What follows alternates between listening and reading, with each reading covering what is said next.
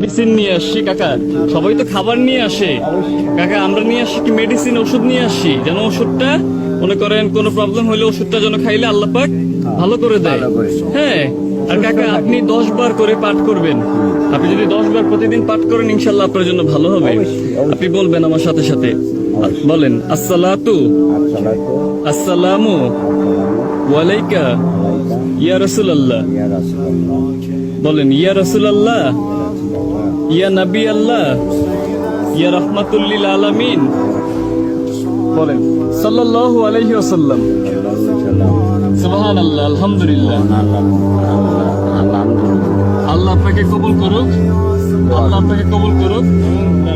আসেন আমরা ওই ব্রিজের সামনে আচ্ছা চলেন আমরা ওই পাশে সামনে গেলে জি